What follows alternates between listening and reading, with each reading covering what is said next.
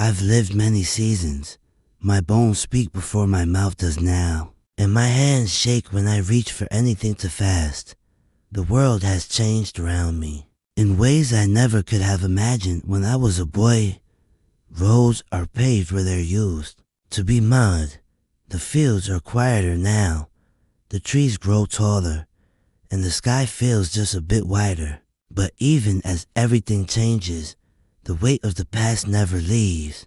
It walks beside me, silent and steady. Sometimes I wonder if the wind still carries the voices of those we lost: my mother, Elsie, Moses, Ruth, Caleb, Clara, so many names etched into my heart.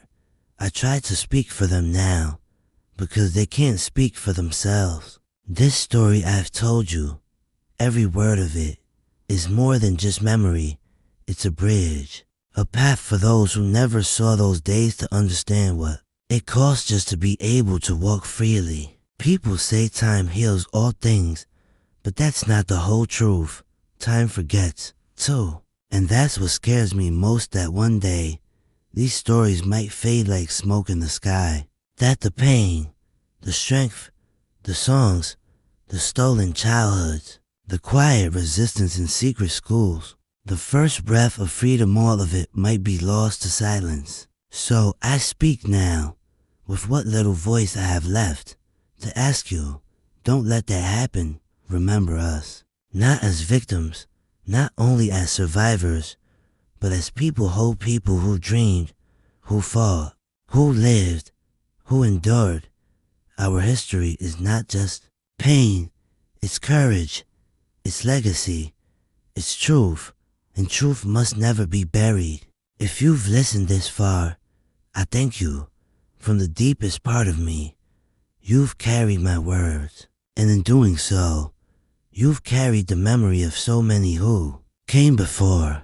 I may not live to see the world you build, but I believe in you. I believe you can be the voice that protects the past and reshapes the future. And now, before I fall into silence once again, I ask something of you. If this story touched your heart even a little, please leave a like, not for me, but for the memory of every voice that was never heard. Leave a comment. Tell us what you feel. Would you carry now that you've heard this? Speak their names, because every comment is a flame that keeps our history from going dark. And when you're ready, continue this journey. There are more stories, many more waiting for you in our playlist. Stories of hope, loss, resilience, and humanity. You'll find the link in the description or in the comments below. These aren't just videos. They're voices, lies, truths, and they're calling out for someone to listen. Don't stop here. The road goes on. They gave me a name I never asked for, and every time someone shouted it across the fields or spat it down at me like an order, it reminded me that I had become someone I didn't recognize, someone who belonged to someone else. The name didn't taste like anything I knew. It didn't come from my mother's mouth or from the warm hands that once carried me before memory could. It wasn't sung in any lullaby, wasn't whispered in the dark while someone told stories meant to make me feel safe. It was just a label, cold and sharp, meant to separate me from myself. I don't know how many times they changed my name. Every time I was sold, I became someone new, at least on paper. On the outside, I answered to every single one of them, but inside, I tried to remember the first name I ever had, the one I was born with, the one my mother gave me before the world took her away. Sometimes I would say it to myself in the quiet, under my breath like a prayer, afraid that if I said it too loud, it would disappear completely. But even names need to be spoken now and then to stay alive. I don't know if I ever said it right. I was too young to remember how she pronounced it, whether she dragged the syllables long like a river or snapped them short like a twig. I tried to remember her voice, but all I had were echoes that came and went, like a breeze I could never hold on to. They thought they erased me when they renamed me, but they only buried me deeper. Each name they gave me was a mask, and behind it I built a little world they couldn't touch, full of memories I wasn't supposed to keep. I remembered a game I used to play with my sister, a stone we painted with crushed berries, a cloth my mother wrapped around my shoulders when the nights got too cold. I remembered a rhythm my uncle used to drum on his legs while he worked, a beat that told a story I didn't understand but felt in my bones. That rhythm never had a name, but it was more mine than any name ever forced on me. Some of the others forgot. I don't blame them. Forgetting was easier than remembering when remembering only brought pain. But I held on, stubborn as a tree rooted in hard earth. I wrote my name in the dirt with my finger when no one was looking. I carved it under floorboards and scratched it behind barn doors. Even though I couldn't spell it, I just drew what I thought it looked like, shapes that meant something only to me. Once, a man asked me if I had a name before, and I lied. I said no. I said the one I had was the only one I'd ever known. I was tired, and the truth felt heavier than silence, but the lie tasted bitter, and I carried it for days like a stone in my mouth. Later, I whispered the real one into the wind, hoping maybe it would find someone who remembered me. The others around me, they had stories too. Some knew where they came from, at least the region, maybe the tribe, maybe just a word in a different language passed down like a secret. We used to gather at night and share what little we had. Some taught me songs that sounded like rain hitting leaves. Some said words I didn't understand, but that made my chest ache. We were pieces of broken histories, stitched together by pain, hope, and stubbornness. Sometimes we made up names for ourselves, ones that felt good in the mouth, ones that sounded like freedom. My friend Moses used to say his name was borrowed from the Bible, but he chose to keep it because it meant something now, because it reminded him of deliverance, of crossing rivers, of leading others. That gave me strength. I began to think maybe I could choose too, not just carry a name like a shackle, but shape one like a tool, something to build with, not to be chained by. Years passed. I grew older, and the names piled up. Some were spoken with kindness, some with cruelty, some with indifference. But inside, I kept that one name safe, tucked away in the hollow of my heart, where no one could reach it. One day, I heard someone call out a name in the marketplace, and my legs stopped moving. It wasn't mine, not exactly, but it was close to close. I turned, and there stood a woman with skin like mine and eyes that searched. I wanted to ask her if she remembered it too, if someone had whispered it to her long ago. But I stayed quiet. She passed by, never noticing me. Still, the sound stayed with me. I began to say it more often, quietly, then louder, until it rolled off my tongue like it belonged there. I stopped answering to the names that didn't feel right. I risked punishment for it, but I no longer cared. I had spent too many years living under borrowed titles, carrying other people's choices. Now, if someone wanted me, they'd have to call for the real me, the one who was hidden but never gone, the one whose name still echoed in dreams. They tried to make me forget who I was, but in doing so, they only taught me how precious memory is. A name is not just a word, it is a story, a song, a promise, and I still carry mine, though no one else remembers it.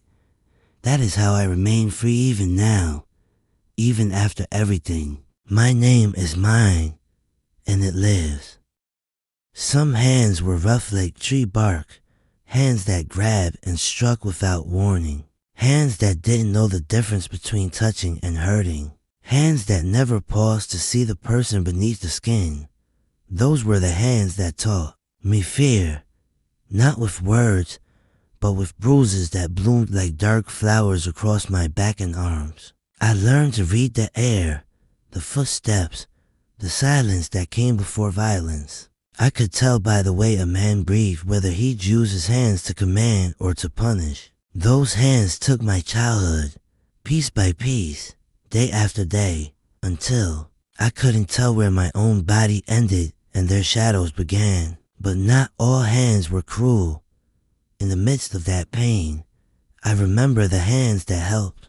Hands that held mine gently when no one else was looking. Hands that passed me scraps of food beneath the table. That pressed small gifts into my palm and closed my fingers around them like secrets. There was an old woman named Essie who worked in the kitchen. Her hands were cracked from years of heat and soap, but they moved with care. She once brushed the dirt from my face with the corner of her apron and said nothing, but her eyes told me she saw me. Just that being seen was more than I had in months. There was a boy named Caleb, not much older than me, who taught me to tie knots the right way, strong and fast. He showed me how to use my hands not just to labor but to build. He could take sticks and string and make traps for rabbits. Little tools that made life easier in the smallest ways. We didn't talk much, but when our hands worked side by side, we understood each other sometimes. The worst hands were fine clothes and clean fingernails. They didn't strike often, but when they did, it was colder, more precise, like cutting with ice. They believed they were better, not because of strength, but because they never had to touch the dirt. But there were also hands that healed. I remember a night when I was fevered, shaking in the corner of the shed, forgotten. A woman named Dinah sat beside me, her hands on my forehead, her voice humming low. She made a tea from roots she gathered herself, and though I couldn't keep my eyes open, I remember her hands lifting the cup to my lips. She stayed with me till morning. She had no reason to. She wasn't kin, wasn't even from the same place as me, but something in her spirit refused to let a child die alone. Her kindness burned brighter in my memory than any flame. Some hands passed me books, pages torn, smuggled, hidden in pockets. A man named Isaac taught me my letters when the moon was full enough to read by.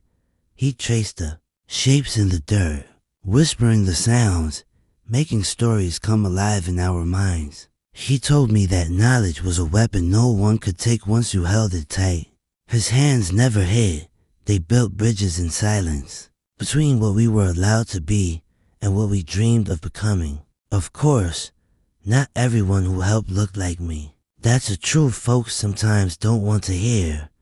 But I remember a girl, pale as milk, maybe no older than 10, who used to sneak me biscuits when no one saw. She never spoke. I never asked why, but her hands trembled every time, and that told me all I needed to know. She was afraid of her father, of her world, but still, her hands reached out. There's something sacred about the hand of a stranger offering mercy. Then there were hands that never touched me at all but still left marks, like the preacher who looked me in the eye and said I had a soul, even when the law said I was only 3/5 of a man. He put a Bible in my hands once, said, if they ever tell you God made you lesser, you read the words for yourself. I couldn't read then, not really, but I held that book like a shield, believing that maybe, someday, it would speak to me. And it did, in time. I still think about those who hurt me. I won't pretend I've forgotten them. Some faces stay carved into your bones, but I try not to carry their names. It's the kind hands I hold on to, the ones that showed me I was more than property, more than pain. Because in a world that tried to crush every spark out of me, every small act of tenderness was a rebellion, a quiet defiance that said, you are not alone. You are still human. And sometimes, when I close my eyes, I feel those hands again now. The fists, not the whip but the warm ones, the gentle ones, the ones that helped me believe that life could be more than survival. They are the ones I remember when the nights get long, when my bones ache, when the past rises up like smoke. They are the proof that even in the darkest soil, kindness can grow. The night I ran was not the first time I dreamed of running, but it was the first time my feet obeyed. I had thought of escape 1,000 times, planned it in the corners of my mind, where no one else could hear, rehearsed the steps like a secret, dance I would one day perform beneath the stars. But dreaming is one thing, doing is another. That night the air was heavy, thick with summer heat and something else, something like silence holding its breath. I had no map, no guide, just a whisper in my chest that said, go. I don't remember what made that night different. Maybe it was the way the moon hung low, like it was watching me. Or maybe it was the way the dogs hadn't barked when I moved. I didn't think. I just walked at first, slowly, as if I belonged wherever I was going. Then I ran, not fast, not wild, but steady. The way you run when you know stopping means never starting again. I kept to the edges, hugging shadows, letting trees and fences hide me. Every sound felt loud, the crunch of leaves, the beat of my heart, the wind catching my breath and tossing it back at me. I feared the dogs, feared the men with lanterns, feared the shot that might come from behind.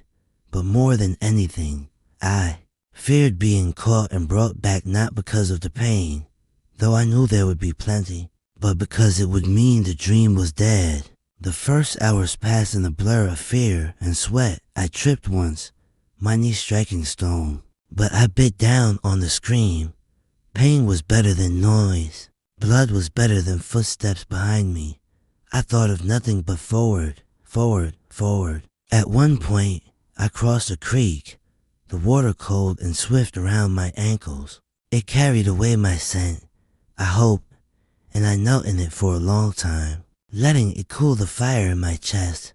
I didn't pray, not with words, but I thought of every person who had ever looked at me with kindness and asked them, in silence, to watch over me. I remembered Dinah's hands on my forehead, Caleb's quiet strength, Isaac's voice teaching me letters, and even that little girl's trembling fingers pressing a biscuit into my palm.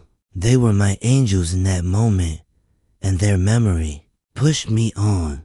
I found shelter in an old shed, half collapsed and smelling of mold and mouse nests. I curled up in the straw like a hunted thing, every muscle tight, ears straining for footsteps. None came. I drifted in and out of sleep, never more than a few minutes at a time. Dreams and waking blurred. I dreamed of my mother's face, though I hadn't seen it in years. In the dream, she said nothing, just looked at me with eyes full of the same question I carried.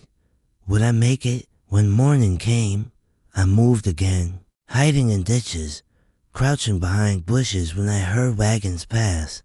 The sun was cruel, showing me how far I still had to go, how exposed I really was. I couldn't travel during the day after that. The light made me too visible. So I waited for night again, and the next, and the next. I don't know how many nights passed. Hunger clawed at me. Thirst burned my throat. I learned to eat what I found: berries, roots, anything not bitter or strange. I drank from streams and prayed not to fall sick. My clothes tore, my shoes wore thin, my body shrank, but my will grew. Along the way, I met others, some running to, some free and risking everything to help. There was a man who hid me in the cart beneath sacks of grain. He never spoke my name, never asked for mine. He just nodded once and pointed. That nod saved my life. Another time, a woman left bread on the stump by the road, wrapped in cloth. I never saw her face. Maybe she watched from her window, maybe not. But that bread tasted like hope. Every mile felt like a year. I forgot what comfort meant, forgot what it was to walk without fear. But somewhere deep down, a new feeling grew, not joy, Not yet, but a kind of fierce light, small but steady. I was not property anymore. Not in those woods. Not on those roads.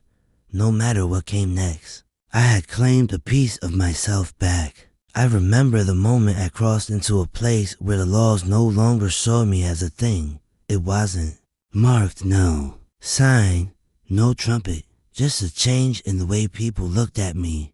Some still with suspicion, yes, but others with quiet understanding.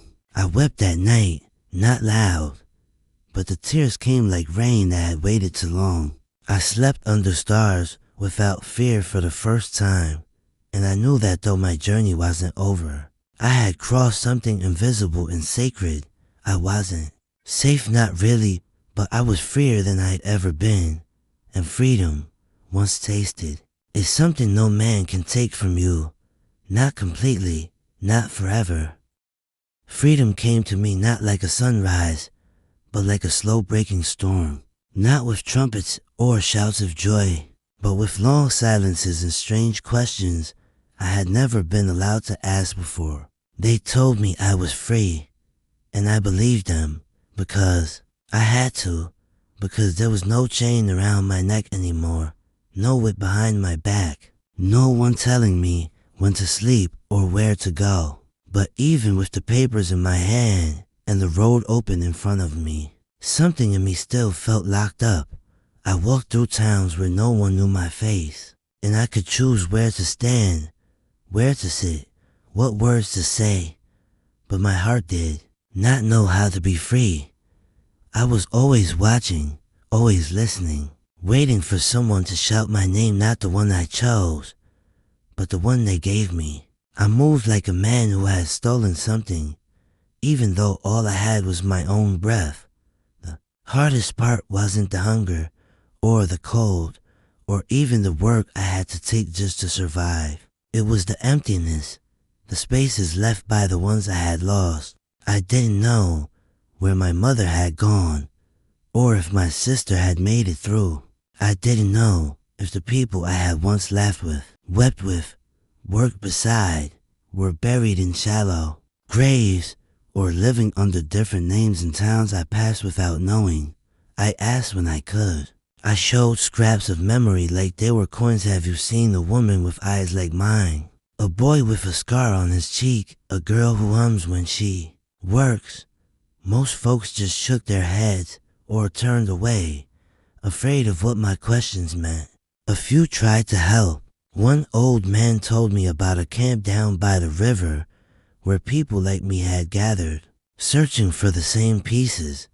I went there, and I found faces full of longing, eyes scanning every new arrival like a prayer. We shared our stories, our fragments, our names, hoping to stitch together something whole. Sometimes someone would recognize a detail. I knew a woman who had a son named that. She lived near the bayou, maybe 5 years back, but it always led to another question, another dead end.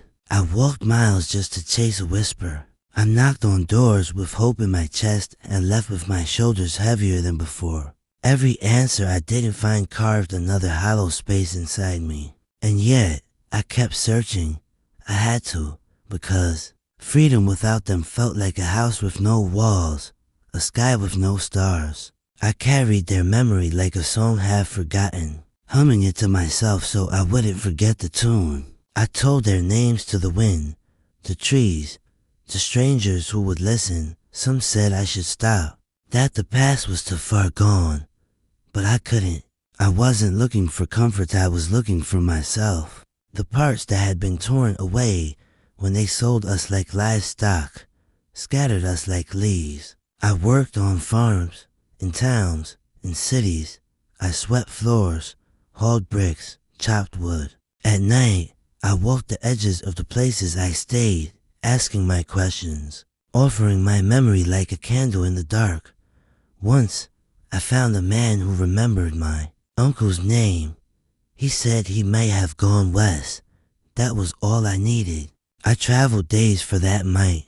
When I got there, I found a grave marked only with a stone. I sat beside it and said the name out loud.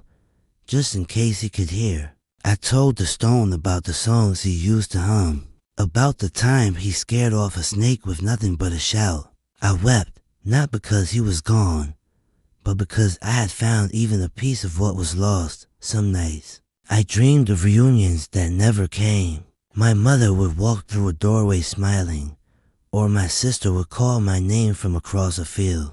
I'd wake up reaching for them, only to grasp empty air. But those dreams kept me going too. They reminded me of what love looked like, what home had once felt like. I made friends on the road, others who knew the same grief. We formed little families where we could, cooking together, sharing what little we had. But even surrounded by kindness, a part of me always stood apart, still listening for a voice I hadn't heard in years. Freedom gave me the right to move, to speak, to work for myself, but it didn't give me back what had been taken. It didn't bring back the lost years, the missed birthdays, the voices gone quiet before I was old enough to remember them fully. I had no photograph, no letter, no keepsake, only memory, and memory is a fragile thing, especially when it's all you have. I told my story again and again, not because I liked reliving it, but because I needed to keep it alive. In telling it, I kept the faces of my family in the world, even if only in words. They lived through my voice.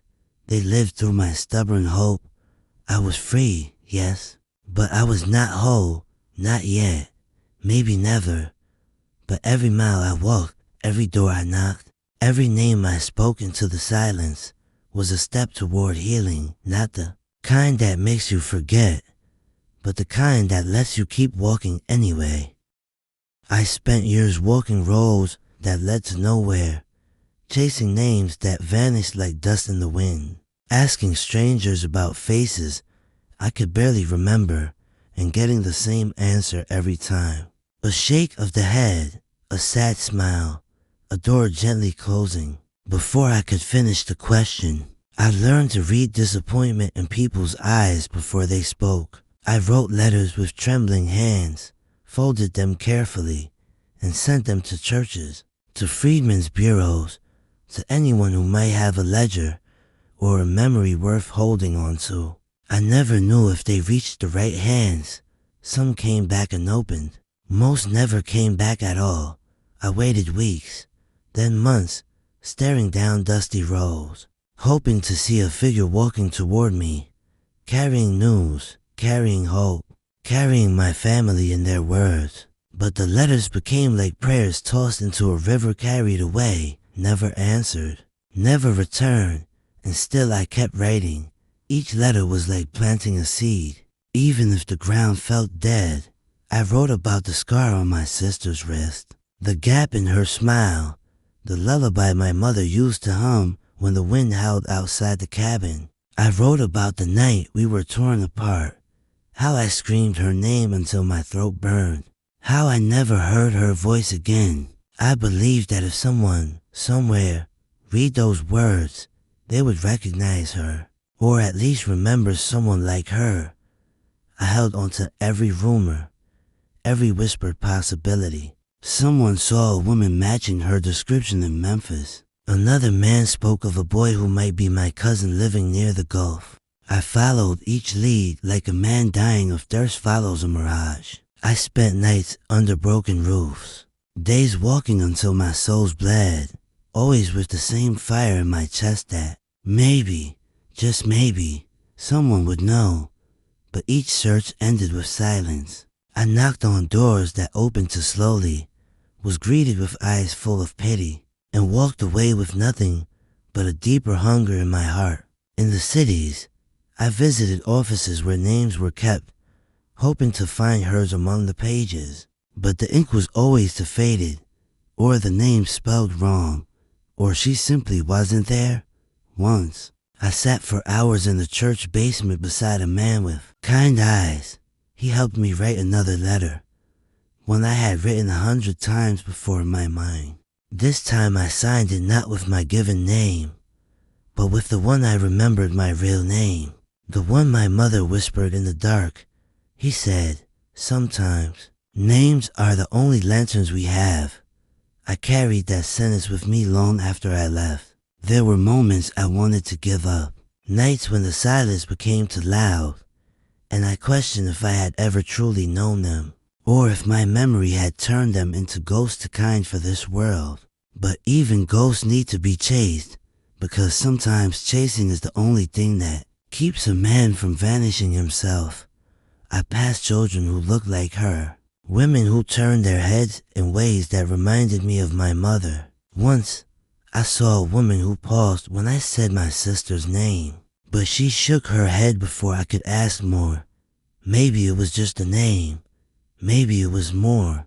I'll never know. I worked when I could, slept when I must, and wrote letters when the ache in my chest grew too large to carry alone. Each envelope was a piece of my soul sealed in paper, handed to the world with nothing but hope. I still have some of them never mailed, yellow with time, tucked into a box beneath my bed like small, silent prayers. I keep them not because I think they'll be answered, but because they remind me that I tried, that I searched, that I refused to forget, and sometimes that's all a man can do.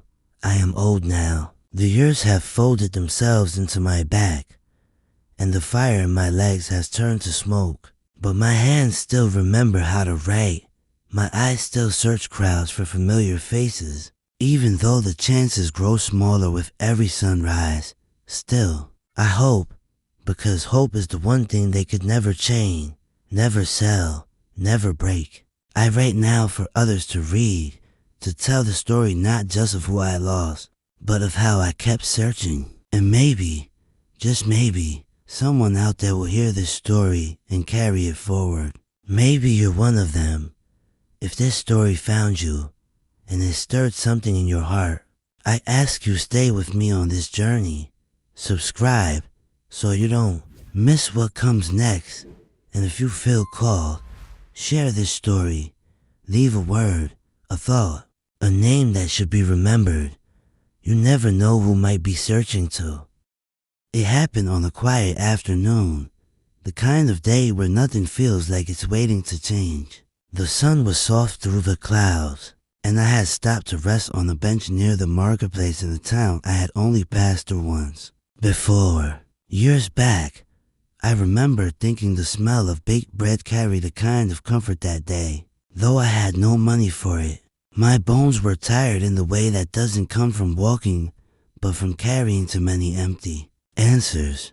I wasn't searching anymore. Not really. I had learned to stop expecting, had let the hope inside me cool down into something gentler, something that didn't burn quite so bright. And that's when I saw her.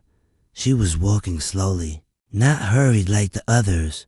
Her clothes were plain, her shoes worn, and there was a basket on her arm filled with cloth and thread. But it wasn't the basket or the walk or the clothes that caught me, it was her eyes. For one breathless moment, I was a boy again, looking up at the face I had seen only in dreams. The color, the shape, the weight of memory behind them, it all struck me like lightning in the chest. I stood too quickly, my body reacting before my mind could catch up. She noticed. Her gaze flicked toward me, paused, and in that pause I saw a flicker, not recognition, but something close, familiarity, maybe, echoes. I walked to her slowly, afraid I'd scare her, afraid I'd be wrong, but also afraid I'd be right.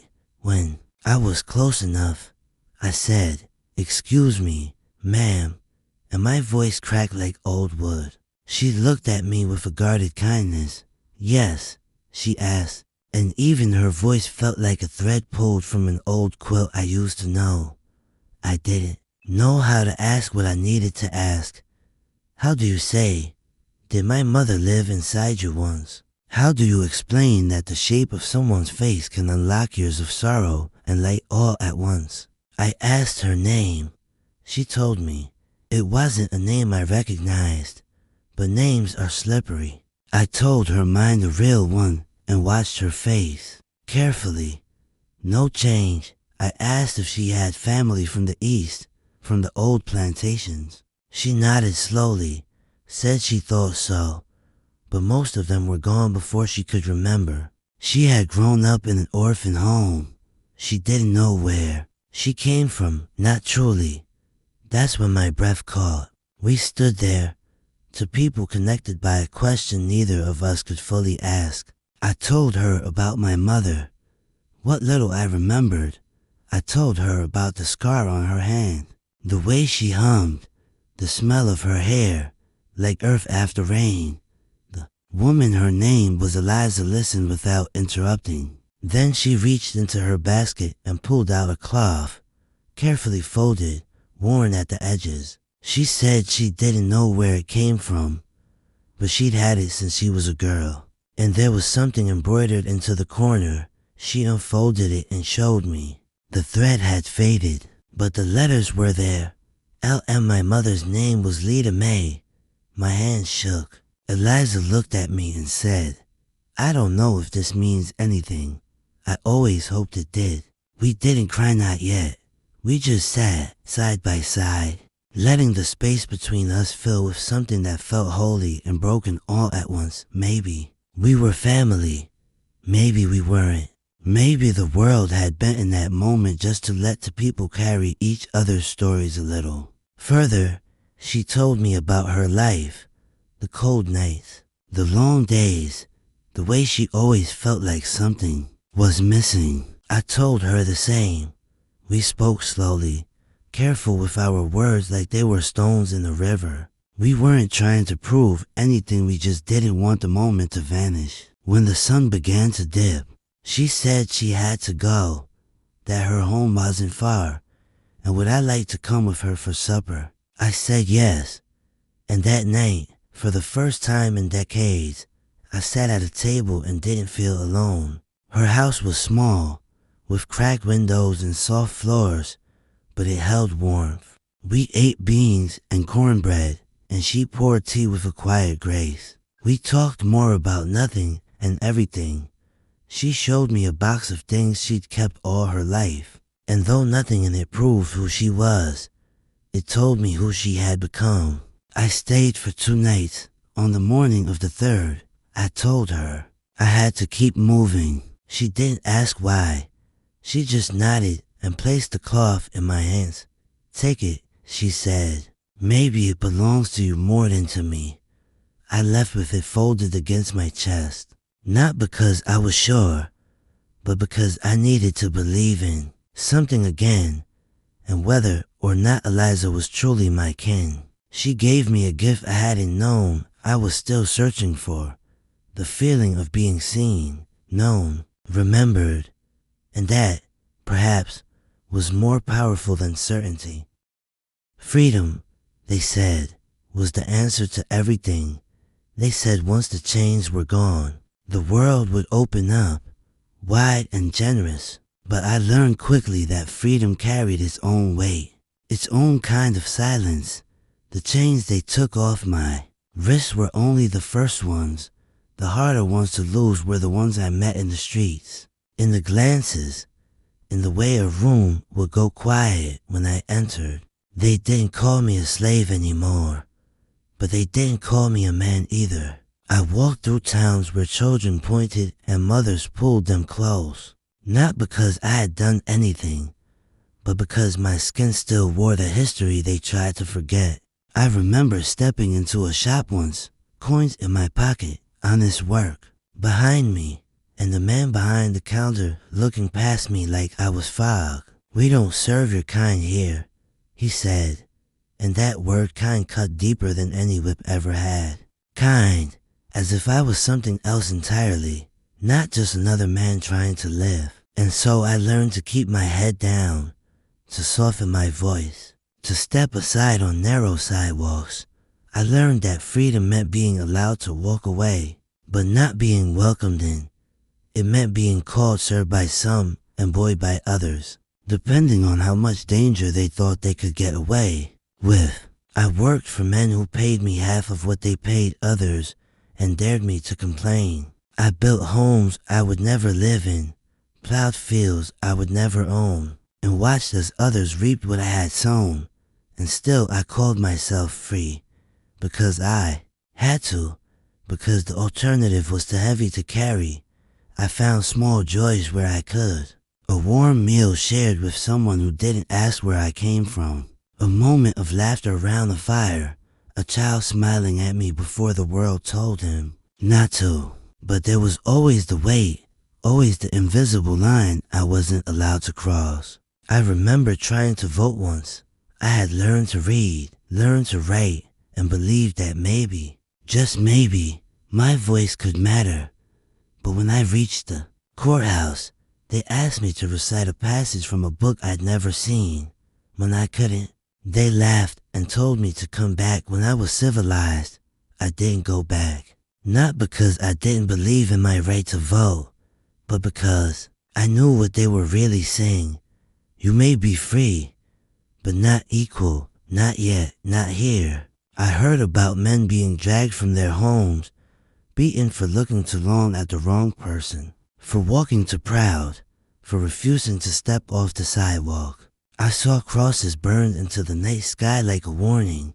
I saw families disappear, their names whispered only in back rooms and over grave markers. And still I tried to live with dignity. I kept my clothes clean, my shoes polished, my words careful. I worked hard, harder than most, not to prove anything to them, but to myself, because I needed to believe that freedom could mean more than survival. I needed to believe that I wasn't just free to breathe, but free to build something, to become something more than what they had written me down as. I met others like me, men who had seen war, who had carried rifles and bled for a country that forgot them as soon as the guns fell silent. They told stories of serving in uniforms that never quite fit, of being saluted one day and spit on the next. We shared a kind of knowing in our silence, the way only those who've tasted both hope and humiliation can. I found a church that welcomed me, a place where I could sit without being watched like I didn't belong. The preacher spoke of love, of justice, of a kingdom where no man was judged by the color of his skin.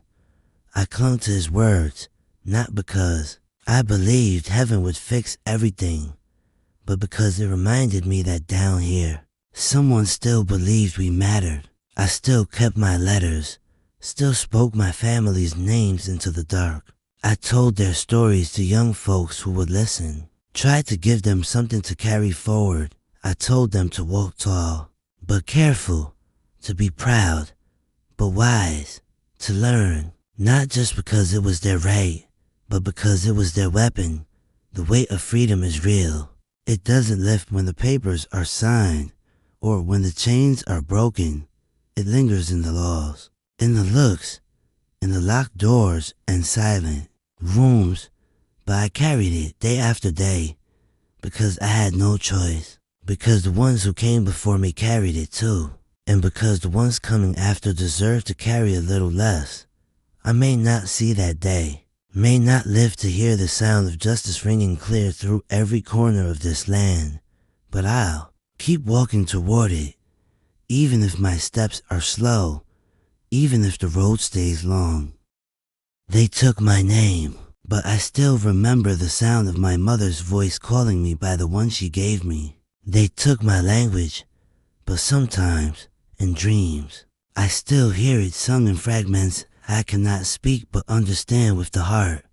They took my time, years folded into cotton fields and punished silence, time I'll never get back. Years of boyhood turned into labor, laughter turned into caution. They took my family, scattered them across counties and states like ash from a burning house, leaving me to pick through memory and prayer, trying to find traces of what once was. They took our land, not just what we worked, but what was supposed to be promised, what we were told we'd own if we fought, if we stayed quiet, if we waited. And when we did all that, they still said no. They took our stories, told them wrong, rewrote us into shadows, into villains, into burdens. They took our churches, then let them burn. They took our votes, our voices, our visibility, and when we shouted to be seen, they called us troublemakers, agitators, liars. But here I stand, old bones and all, breathing still, remembering still, and they can't take that.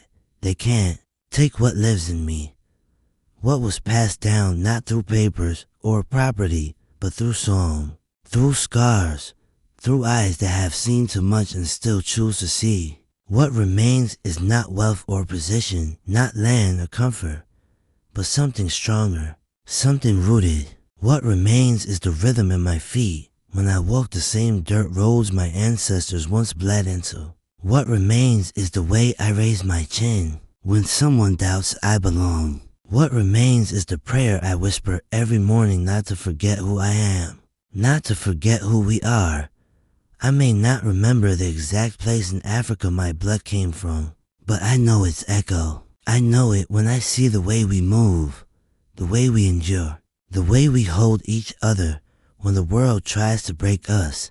They took the drums, but not the beat. They took the words, but not the wisdom. They tried to take the soul, but we buried it too deep for them to reach. I remember being a child and watching my uncle light a small fire after the work was done. Not to cook, but just to sit beside. He didn't say much, but his silence taught me more than books ever could. He had lost everything, a wife, a brother, even a leg in an accident with a wagon, but he never let them take his pride. He sat tall even when there was no reason to. That remains. I carry him with me, not his stories alone, but in how I hold a spoon, how I wait before I speak, how I nod to strangers who carry the same weight I do. Sometimes I wonder what my life would have been if none of this had happened, if I had grown up with my sister by my side, if my mother had watched me become a man, if we had a home that no one could take, a language no one could silence. But then I remember, I did become a man. I did learn to build a life, even if it was out of broken pieces. I did learn to speak not in their language alone, but in my own truth. And I did have family, even if not the kind blood gives. I had the old woman who gave me bread, the boy who helped me hide, the preacher who said I mattered. I had brothers and sisters in spirit, in struggle that remains. I've seen seasons pass like waves, watched whole towns rise and fall, watched faces grow up and forget the stories they were born from. But not all forget. Some still ask, some still listen, and every time I tell this story, I lay down another stone in the path that leads back to something sacred. They tried to make us history, but we are memory. We are the breath that refuses to stop. We are the hands that still build, still plant, still write. I've lost more than I can name, and I've carried pain no man should, but I also carry pride. I carry the sound of my sister's laughter, even if I haven't heard it in 60 years. I carry the shape of my mother's hands, the weight of her gaze when she held me that last morning. I carry the songs we made up in the fields, the quiet games we played when no one was watching. I carry it all, not because I want to, but because someone must. And now I tell it so that maybe one day, when I'm gone, someone else will remember to, because what remains, more than anything, is the truth. And the truth, even when buried, even when beaten, even when silenced, never truly dies. As the years fold into the quiet corners of my memory, I find myself holding not just a story, but a legacy, a whisper carried from my ancestors' voices through the wind, through the pages of time, through the hearts of those who listen. I have lived through chains and silence, through the harsh sting of loss and the delicate bloom of hope. And though my body is old and worn, my spirit carries the fire that once burned bright in those who came before me. This story is not just mine, it is theirs, the ones whose names I never knew, the faces I never saw, the songs forgotten but never silenced. It is a promise that even when history tries to bury us in shadows, we remain woven into the fabric of this land, unbroken and unyielding. Remembering is more than looking back. It is the act of holding on, of breathing life into the past so it may shape the future. It is a sacred duty passed down from generation to generation, a bridge built from pain and resilience, connecting those who suffer to those who will one day stand where we stand now. In every corner of the world where our people were scattered, where our names were erased, where our voices were hushed, the echo of our existence persists not just in books or monuments, but in the hearts and minds of those who choose to remember and to honor. And so I ask you if this story has touched your heart, if it has stirred something deep inside you, if it has made you feel the weight and the worth of memory, please honor it with your presence, like this video, so that more voices like mine may be heard, and so that these stories do not fade into silence. Share your thoughts below. Your words are more than comments, they are acts of remembrance, powerful gestures that keep the memory alive. They remind us all why these stories matter, why we must never forget the pain and the perseverance that built this world. In every comment, you help light a candle in the darkness, a flame that defies forgetting, a beacon for those still searching for their place in this long story. And if your heart is ready to walk further down this path, if you yearn to hear more voices, more stories of struggle, resilience, and hope that transcend time, please visit the playlist we have carefully prepared just for you. The link will be waiting in the description and in the comments below.